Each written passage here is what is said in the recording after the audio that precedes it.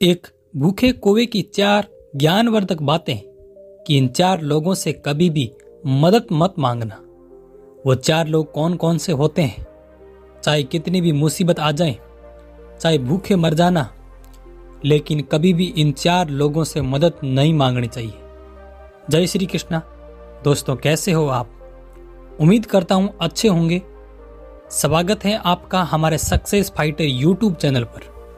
और जो नए दर्शक मेहमान बनकर हमारे चैनल पर नए हैं, उनसे मेरा निवेदन है कि हमारे चैनल पर फर्स्ट बार हैं तो चैनल को सब्सक्राइब अवश्य कर लेना, और हो सके तो अपने परिवार और दोस्तों के साथ में वीडियो को शेयर जरूर कर देना।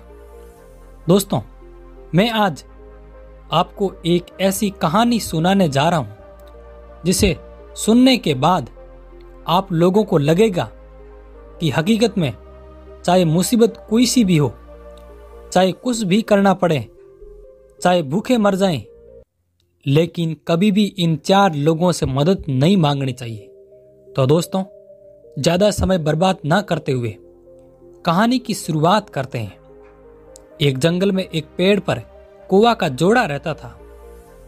एक दिन उस जंगल में एक पेड़ पर बैठे हुए थे, चारों तरफ निगाहें घुमाकर देख रहे हैं कि हमें कहीं किसी जगह पर शिकार या भोजन मिल जाए तो हमारा पेट भर जाए।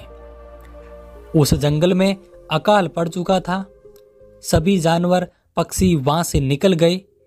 थोड़े बहुत कुछ जानवर व पक्षी पीछे बसे थे। उन्हें कई दिन भूख से व्याकुल रहना पड़ा। उन्हें भोजन कहीं पर भी नहीं मिल रहा था। दोनों भूखे बैठे थे। तब तक क्या हुआ कि सामने से एक लोमड़ी एक छोटा सा शिकार का टुकड़ा लेकर उसी पेड़ के नीचे बैठकर खाने लगी जिस पेड़ पर कौवा का जोड़ा बैठा था। पेड़ के नीचे बैठकर भोजन कर रही है जो कौवा की पत्नी थी, कौवी। उसने कहा कि बहन, आज 2 दिन हो गए हैं, हमें कुछ खाने के लिए नहीं मिला। अगर तुम्हारी थोड़ी सी मेहरबानी हो जाए तो हमें कुछ थोड़ा भोजन मिल जाए। लोमड़ी ने मन ही मन में विचार किया कि ये भोजन का थोड़ा सा टुकड़ा है और ये मांग रही है, लेकिन आप तो जानते हो कि लोमड़ी चल कपट से भरी हुई होती है। लोमड़ी ने अपने मन में कपट भाव से कहा कि आ जाओ, तुम्हें जरूर दूंगी भोजन और इसे खाकर अपना पेट भर लेना। लेकिन लोमड़ी के दिमाग में विचार आ रहा है कि जैसे ही ये नीचे आएगी तो भोजन का टुकड़ा छोटा सा है, इसे तो नहीं दूंगी, लेकिन इसे ऊपर से पकड़कर इसको ही खा जाऊंगी। जैसे ही उस कौवे की पत्नी थी, कौवी उड़कर तैयार हुई। कौवे ने उसे पकड़कर वापस बिठा लिया कि तुम पागल हो, कहां जा रही हो? तुझे मालूम है कि ये कौन है? ये एक शिकारी है और ये जिंदा तुम्हें खा लेगी, और तुम इस लोमड़ी से मदद मांग रही हो। ये तेरी कभी भी जीवन में नहीं करेगी मदद। फिर कौवे की पत्नी ने कौवे को कहा कि पागल हो तुम? अभी मैंने तुम्हारे सामने लोमड़ी से पूछा था और इसने हां कर दी। कौवे ने कहा कि हां तो भरी है, लेकिन जैसे ही तुम नीचे जाओगी तो रोटी के टुकड़े को बाद में खाएगी, उससे पहले ये लोमड़ी आपको खा जाएगी। कौवे ने कहा कि ऐसे लोगों से हमें मदद नहीं मांगनी चाहिए। इसी प्रकार इस जंगल में एक बरगद के पेड़ पर तोते का जोड़ा रहता था, और उसी पेड़ के खो में यानी बिल में एक सर्प रहा करता था। और सर्प इतना अत्याचारी था, उस तोते की पत्नी बच्चा देती, उसके बच्चे पैदा होते ही वह अंडा देती, और उस अंडे से बच्चे निकलते तब तक वह सर्प जाकर उन्हें खा लेता था हर बार। लेकिन मजबूर तोती 1 बार सहन किया, 2 बार सहन किया, ऐसे कई बार सहन किया, वह सर्प उस बच्चों को खा जाता था।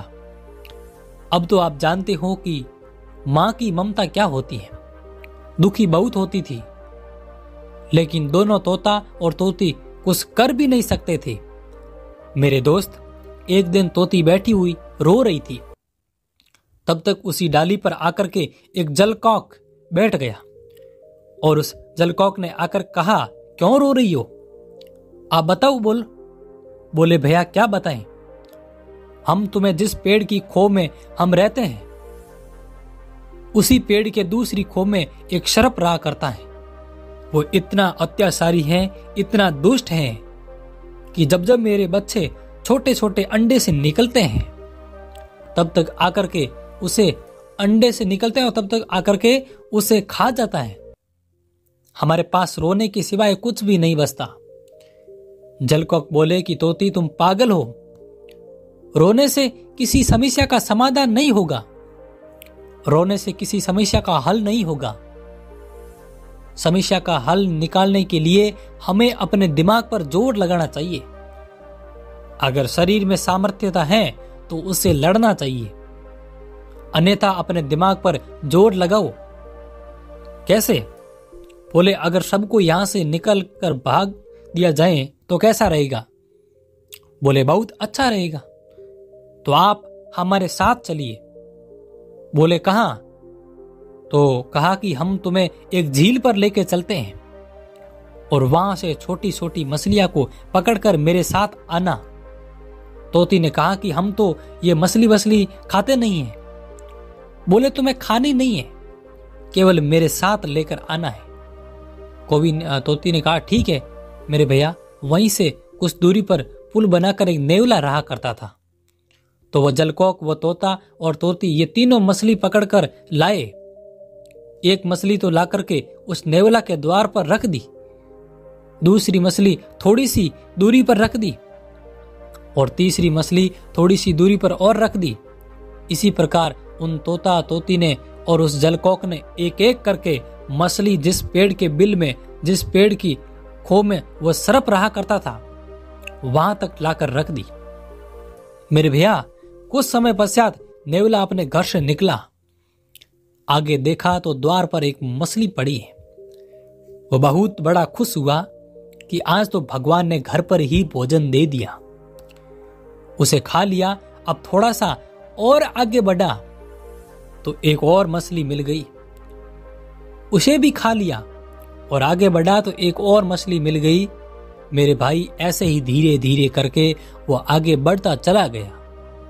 जहां पर सर्प का बिल था, खो था, जो सर्प उस खो में रहता था, उसी बिल के द्वार पर पहुंच गया। अब जो सर्प के द्वार पर मछली पड़ी थी, उस मछली को नेवला खा करके नेवले ने खा लिया और दिमाग में एक बात आई। बोले कि मेरे बिल से और यहां तक इस बिल तक मछली एक ही क्रम में पड़ी मिली, हो सकता है कि इस बिल में कुछ हो। मेरे दोस्त इतना सोच करके वह तोती तोता और जलकौक उस पेड़ की डाल पर बैठे बैठे देख रहे थे। बस इतना सोच करके वो नेवला उस बिल में अंदर चला गया और जाकर के सर्प को देखा। तो आप जानते हो कि सर्प और नेवले की दुश्मनी कितनी बड़ी होती है। मेरे दोस्त, नेवला ने थोड़ी देर में लड़ते लड़ते उस सर्प को मार दिया। अब जैसे ही सर्प को मार करके उस बेल से बाहर निकला, जिसका मुंह खून से सना हुआ था, देख करके तोता और तोती बहुत ही खुश हुए और ऊपर से आवाज लगाई कि नेवला तुम्हारा दिल से धन्यवाद, जुग जुग जीना। आप नेवला ने नजर लगाई ऊपर और बोले कि तुम कौन हो? वो बोले कि हम हैं तोती।